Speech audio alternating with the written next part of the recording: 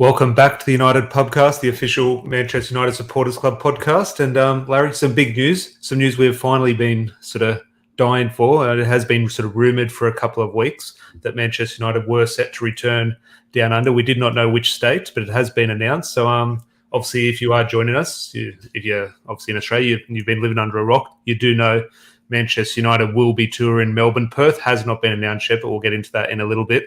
But we are playing 2 games in Melbourne. Larry, I, for one, am actually glad it's in another state. I was actually a little bit hesitant. I didn't want it to be in Sydney because I want to get on a plane, get away, get a week off work and go and enjoy myself with fellow Reds somewhere else. So your thoughts on the news? Yeah, very exciting, mate. I can't wait to get down there. Gotta say, I don't love Melbourne. So if we're going to run into Melburnians, I'm sorry if I've just made an enemy. No, look, Melbourne's all right. I just, it's similar to Sydney, isn't it? But anyway, it will be good fun. It will be good fun. I can't wait to meet a whole bunch of new Reds because I'm sure that's the positive that comes out of these tours. And you and I, mate, we're going to be going to 2 games. It's going to be belting. It's going to be a great week. I can't wait for it. Well, there are a few in the chat. Please do leave a like on the video if you are excited and you are travelling down to Melbourne, or maybe you are in Melbourne already. Let us know where you will be sort of travelling from. And if you are new, if you could subscribe, that would be great. If we could reach 1,000 subscribers before the tour comes around, that would be great because we do have 1 or 2 contacts with some people at Manchester United, so who knows what we could potentially do. I'm not saying we're going to have a sit-down with Ronaldo, Larry, but the bigger the channel does grow, the more likely thing we can sort of get on board and do some things down in Melbourne in a couple of months. But I'll just say good day to a few people in the live chat. Now, there is one comment here, which I assume there'll be a lot of these comments just here. Josh, hope you are well, mate. Josh Sanders, good to see you in here, mate. How do you get tickets? The information we have at the moment is the information you have. Go on to Ticket Tech if you want to do that. Buy the tickets. I think they're a pre-sale tomorrow. Go on to Google. That is how you get tickets. We don't have tickets at the moment. Now, the Supporters Club will likely, we're going to try our best to get an allocation so everyone sort of sits together. Both the Brisbane Supporters Club, Perth Supporters Club, Adelaide and Sydney, of course. So if you are a member of the Supporters Club, be patient. There are 2 games and 100,000-seater stadium, so I don't think the tickets will be sold out like that. I think you can show a little bit of patience, but if you are in a rush to get them tomorrow, Ticket Tech is your best bet. But I'll just say good day to a few guys in the chat. Josh, always good to see you. I'm sure he'll be down there for a few beers with us. Justin as well. Matt, always good to see you. Speaking to Rob a little bit earlier, and he's got his flights booked and accommodation booked, so I'm looking forward to that weekend. George, as always, mate. Sam from the Supporters Club. Matt as well. Hopefully he's going to be on his way down there to Melbourne as well. Always good to catch up with him. Josh, there with just 1 or 2 more questions about the tickets. Adam, haven't seen you in here before. Adam, I hope I'll be able to get tickets. Look, there will be a demand for tickets, but 2 games for 100,000 seaters, I think will be fine in terms of that. Tom Free, the beard, it's still there. It was just a little bit of a trim. It was an accident. I was shaving my head and just sort of lost track of where I was and took a little bit of the sideburns off. So I said, I'll just continue on. I'll just give it a bit of a fresh trim.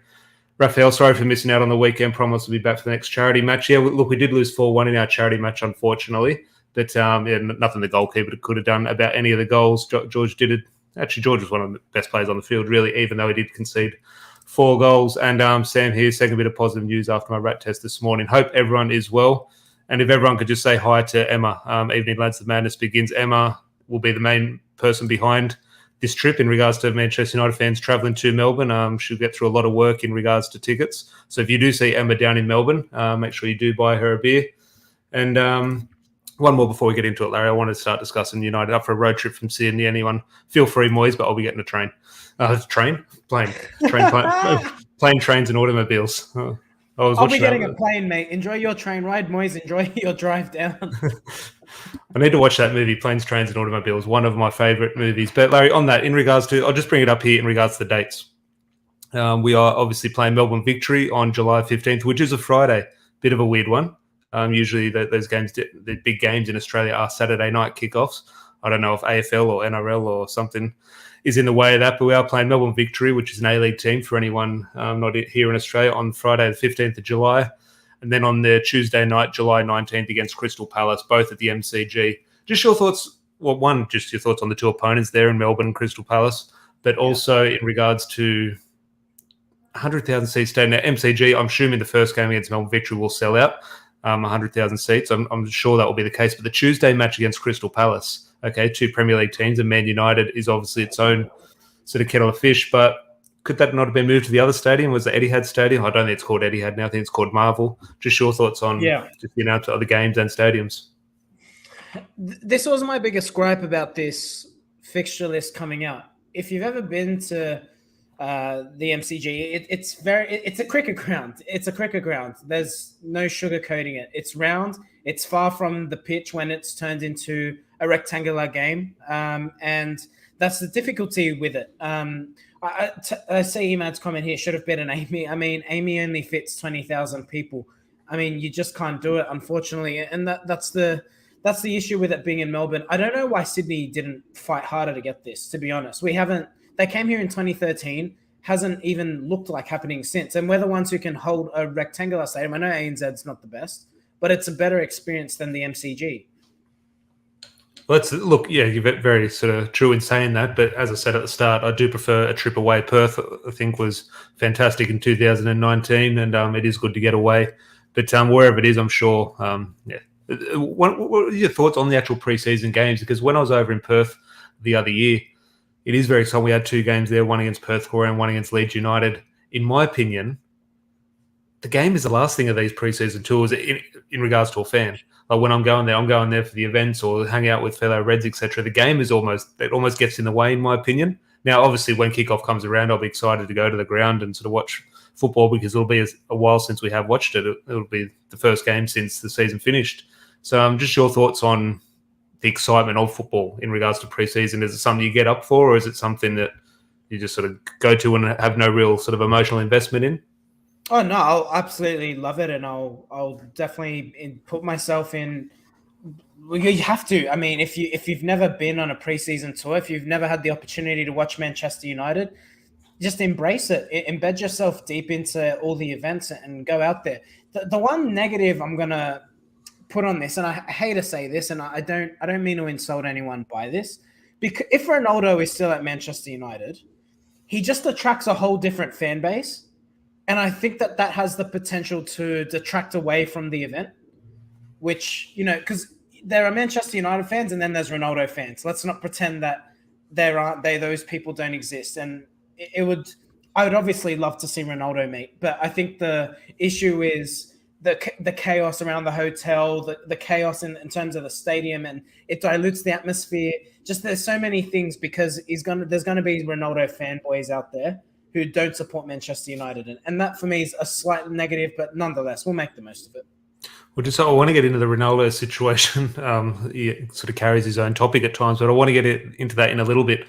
But just 1 or 2 things here. Rob saying that sucks if Ronnie doesn't come, and Adam here saying most of our big name players will still be on holidays. It'll be an interesting one because they do play Liverpool before they arrive in Melbourne. So it's one of those ones. There is no World Cup. There is no Euros. So it is one of those ones where sometimes players do have an extended break. However, we're not in any finals or anything. We're not in the Champions League final. So our season will finish on the last day of the season in May. I'm just thinking most players will get their break. Now, just your thoughts on that. We do have a big game against Liverpool at the start of pre-season. I think it's in Bangkok, if I recall correctly. So this isn't the first game. The players will be back in training. Your thoughts on what Adam says there in regards to the travelling squad.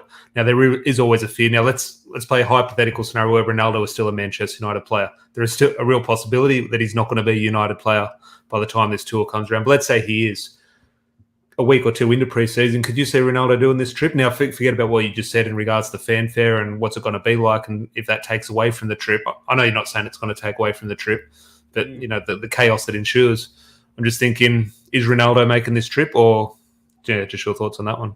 Well, I think a lot will depend on if there's going to be any sort of international friendlies or anything scheduled during this time. I would think not. You're going to have the off-season, end of season's May, I want to say. And then you'll have all the players will probably have June off, and then they'll make their way for the tour. Given, like you said, the World Cup has kind of thrown a positive spanner into the works in the sense of it's in November. So these players, these games is all they're going to get. If they don't play now, they're going to start the season undercooked. So I can't see if Ronaldo is still at Manchester United, how does he not play? Are you going to ask a 37-year-old to run into the season with no football in his legs? Can't see that happen. That's what Rob says here. Premier League starts early next season. I thought most would be there. And as I said, if this was the first game of pre-season, you think, okay, yeah, there's always those 1 or 2 players, and one person afforded that opportunity for an extended rest is probably Ronaldo. He is one that sort of you say, okay, I can understand why we give him an extra break. But I think if they'll obviously use him heavily in the marketing. I think if he's a Man United player, I expect him to be there. He'd be one of those players. I remember Paul Pogba when we went over to Perth. It was a big, is he going to get on the plane? Is he not going to get on the plane? Just before that, and that was for the first leg of the tour. So if a person like Paul Pogba is making that trip, I do expect that of Cristiano Ronaldo. Now, we'll get into Bruno Fernandes in a little bit, but obviously he's probably the next big name behind Cristiano Ronaldo. Obviously, he's just about to sign his 5-year contract. But there are just one or two more comments, Matt. Yeah, in regards to the Melbourne weather, it'll be just like Manchester. Can't be any better than Sydney's at the moment. Manish here saying hopefully we can get Ten Hag before the pre-season. Look, whoever the manager is, that manager will definitely be confirmed before the pre-season tour starts. Well, Larry, of course, that has to be the case. Surely the manager is announced by then. Of course it will. But just can you confirm my thoughts that will be the case and you can't see a situation where Man United is sort of keeping rough rank on an interim basis? For anyone who is new here, that's not Eric Ten Hag who is doing the video with me. But his booper, the real Eric Ten Hag, will absolutely be in Melbourne, I think. If you're a betting man, I think Eric Ten Hag will be joining us in Melbourne. Australians do have a part in regards to managers' first pre-season tours. David Moyes, unfortunately, the first pre-season tour he took, or the only pre-season tour he took, was obviously to Sydney. Ole Gunnar Solskjaer's first pre-season tour was obviously to Perth. New manager, Ten Hag, will be coming to Melbourne and Perth. Obviously, I just brought this image up a little bit earlier, just bring it up again in regards to these are the confirmed games in Melbourne. It does look like there's going to be an announcement in a day or two in regards to Man United playing over in Perth a couple of days later, probably on that weekend. Again, the opposition, I'm not quite sure. I'm sure a lot of people will be travelling over from the eastern states here in Australia to Perth. Personally, I won't be doing that. A little bit hard to get a bit of time off work there, but a few people have mentioned that as well. Param, good mate of ours. Evening, lads, great news on my way home, definitely. And Adam here, 100%. Our new manager will be here, no doubt about it. Yeah, definitely no issues in regards to that. But before we move on to the Bruno Fernandes stuff, just sort of want to touch on the supporters club stuff. Obviously, we're the official Man United supporters club here in New South Wales. And look, as I said at the start of the podcast, we have no idea in regards to ticket sales, events, what hotels the players are at, what route they're taking from the airport to the hotel. I don't have that information, so please do not ask all those stupid questions. The worst question I got today, Larry, was is Ronaldo vaccinated and will he be in the travelling squad? So all those questions have been flying in all day. I don't have the answers to them. But in regards to the supporters, has Ronaldo gone to the toilet today, Tom? Surely you can answer that. They will be questions. Do not bet your bottom dollar. They will be questions over the coming weeks when Man United land. Was that pun intended? There we go. But in regards to the supporters club here, obviously we won't be the host supporters club. There is obviously it's down in Victoria now. The Melbourne supporters club aren't official anymore. So the official supporters clubs here in regards to Brisbane and ourselves in New South Wales obviously dialogue with each other and the lads over in Perth as well in regards to sort of putting events on. But again, you have to be part of the supporters club to be involved in those. So please do join your local supporters club. Trust me, it is worth it because as I said at the start, the game is exciting. And when kickoff comes around, yeah, I'll be in there cheering along with everyone else. The game almost gets in the way in these preseason tours. The best part about it is sort of waking up and spending all day at the pub, sort of with your mates and sort of going to events where you might meet a former player or two, or even if you're lucky enough to meet a sort of current player. That is what these tours are about. The football, at the end of the day, it's a preseason game. It's a preseason game against Crystal Palace and Melbourne Victory, which they charge way too much to go to. So, Larry, before we move on to sort of a little bit of actual Manchester United news, anything else on the tour you do want to discuss or bring up? Yeah, absolutely. Just keeping in mind that Tom and I will obviously be there, so we'll bring to you all the news as it comes available. We'll be close to the ground. Hopefully, we'll get access to some players and we'll bring to you as much as we can from Melbourne. So very much looking forward to that, Tom. And that's the absolute positive of this trip. I'll definitely be going down with my Bruno Fernandes flag. I'll have to get Sir El Magnifico to have that signed, surely. Definitely Sam here from the Supporters Club keen for a healthy amount of beers, which will definitely be the case. But on that, just before we move on in regards to you do mention Bruno Fernandes there. As we said, you can see the link down the bottom, www.manunitednsw.com. If you are in Sydney or New South Wales or wherever, you can join. But obviously, if you are local, make sure you do join the Supporters Club. And trust me, you will not regret it. A lot of people in chat are members, and we are definitely looking forward to a cracking tour. I'm taking the week. I'm going Wednesday to Wednesday. So looking forward to catching up with a lot of people there. But Larry, there is Manchester United news. We didn't break this news. We discussed the breaking news a couple of days ago in regards to Bruno Fernandes, who was about to sign a new 5-year contract. Fabrizio Romano, about half an hour ago, or maybe an hour ago, did one of his here we go tweets confirming the news. Now, I assume Man United will probably maybe do that in a couple of days in regards to they'll have to get the promotion stuff out of the way in regards to this tour. But we can treat that as confirmed news that Bruno Fernandes has signed on a new 5-year contract. Talk to me. Mate, buzzing. It's great news for Manchester United. I think it's a sign that he will be at the club for, obviously, there's some faith from the hierarchy to say that Bruno Fernandes is part of a successful future, or what we hope will be a successful future. And I dare say that I wouldn't be surprised if Bruno Fernandes is captain next season. I'm going to go as far as that. I'm not going to look. I don't want to bring up Harry Maguire and all the booing and whatever else. I don't care for it. But I think Bruno's going to be a leader at this club. I think he's obviously showing faith that he thinks the club will go in the right direction. And I think Bruno Fernandes is a future captain of Manchester United. I like the way you say that. Pretend a hypothetical situation where we're having a disappointing draw at home and Bruno Fernandes is screaming at people after he's misplaced the last 16 passes and he's got on a yellow card for dissent. Are you going to be having the same discussion that he's captain material? Well, that's the thing. With Bruno, I take your point, but his position and the position and the way he's asked to play means he has to play with risk. Can we also remember, Tom, I think it was 2 seasons ago. I want to say it was 2 seasons ago. Lionel Messi gave the ball away more than any other player in world football. Did you see anyone questioning his captaincy at Barcelona? Not a chance. Okay, now I'm not saying Bruno Fernandes is the level of Lionel Messi, but what I am saying is, dependent on the position you play on the football pitch and dependent on what your role is on that football pitch, there has to be a level of leniency provided. Bruno Fernandes is asked to be creative. Now, you will never, ever, ever see in a game of football a creative player who completes 90% of passes. It does not happen. Tony Cruz is... Well, yeah, exactly. Tony Cruz is the one that is always pointed to in terms of how high his pass completion is.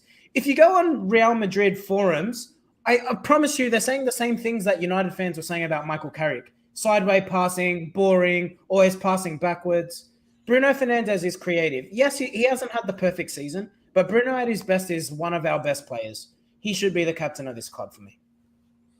Let us know in the comments if you agree. Look, I tend to agree, but after a disappointing loss or a draw, and I see the flaws in Bruno Fernandes' game, it does make me question, because I sit here and look, I agree with all the points you do make there, Larry, but I just sit there and as a footballer, I remember there was the case that it was Bruno Fernandes' first season when we got knocked out of the Europa League. He had that sort of visible spat with Victor Lindelof, and I just think, as a player, if I'm standing next to Bruno Fernandes and I misplace a pass and he has a go at me in the way he does, which I don't have a go at to the verbal and the antics, I don't have an issue with that.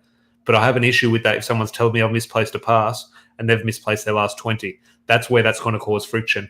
And I just think, out of the candidates in the squad, you're probably right. He's probably most suitable, maybe behind a David De Gea, etc.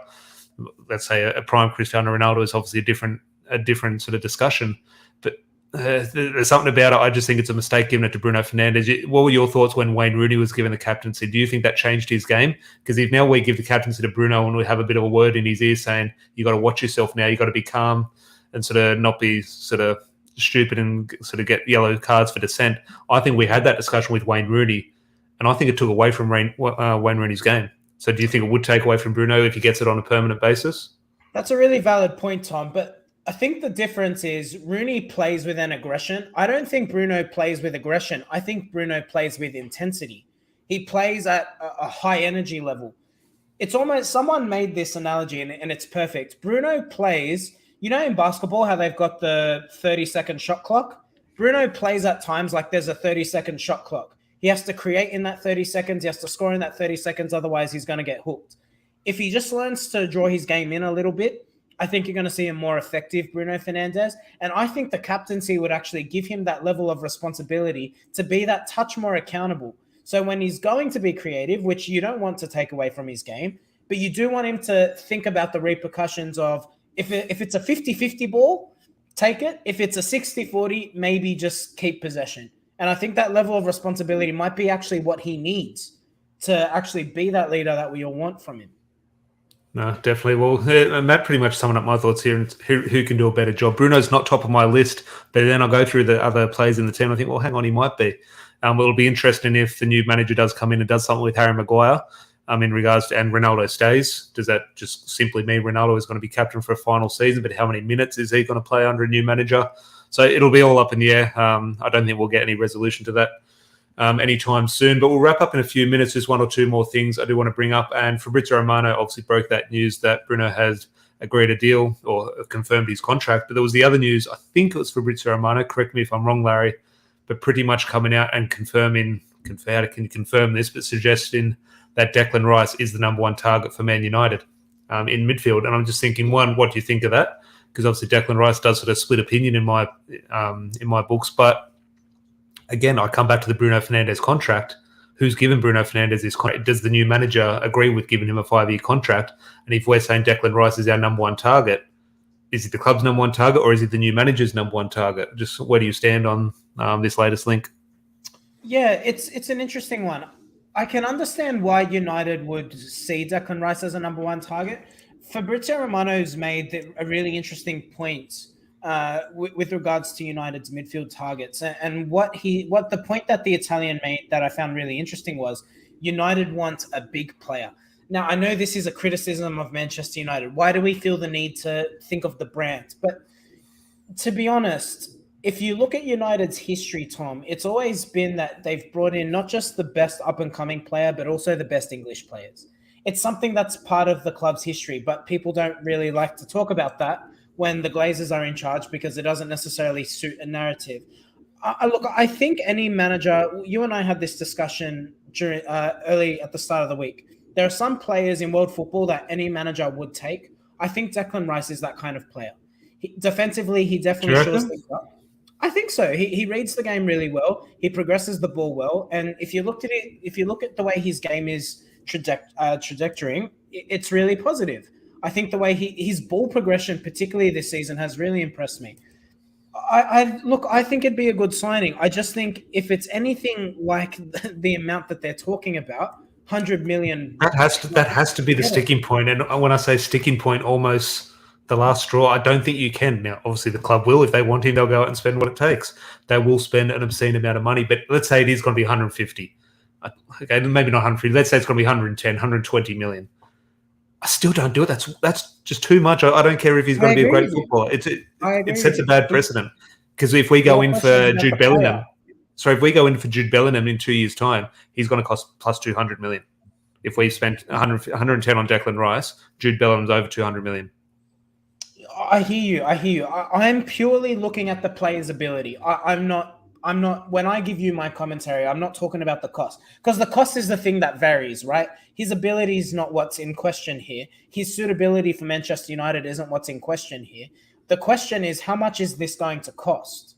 No player in world football is worth 150 million. Let alone Declan Rice. I wouldn't pay that for Mbappe, let alone Declan Rice. Well, I just wouldn't. It's ridiculous.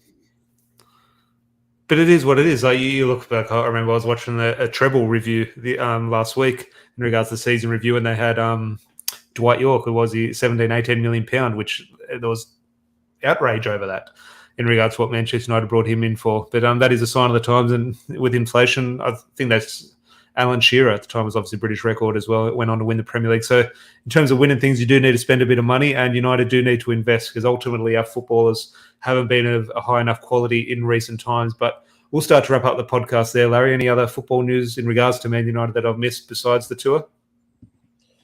The tour's all that matters now. I'm not even worried about the end of the season. I'm G'd up. I'm ready to go. I can't wait. I'm really excited for it. More so for the camaraderie. I think the opportunity, and we've seen it through this podcast, through this channel, we've met some awesome people, built some awesome friendships.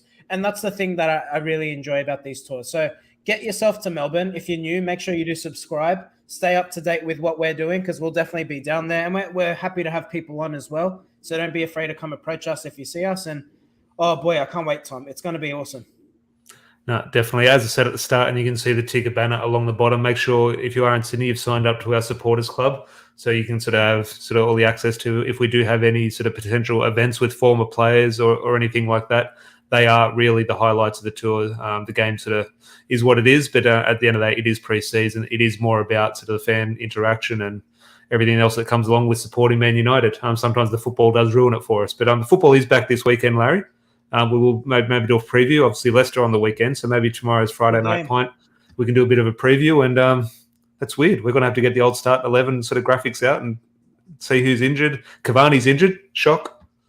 Oh, yeah. Shocker, yeah. So, make sure you join us. Make sure you are subscribed. As I said, it would be great to hit 1,000 subscribers before the end of the season, and who knows what we'll be able to potentially do in Melbourne on the tour. But hopefully everyone has enjoyed that. Please do leave a like on the video.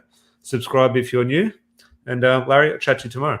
Yeah. Sorry, Tom, just before you do that, Adam, if you just want to message us on Twitter or something like that, mate, message us on Twitter or message us on Facebook. We can get in touch with you. We'll give you the details. And to answer Josh's question, it's going to be Cody Rhodes. This is WWE, of course. Well, big UFC card in 2 weeks. Maybe we can discuss that on the Friday night point. But as I said, hopefully everyone did enjoy that. And we'll chat to you probably this time tomorrow with a beer. Until then, have a good one. Cheers. Cheers, mate.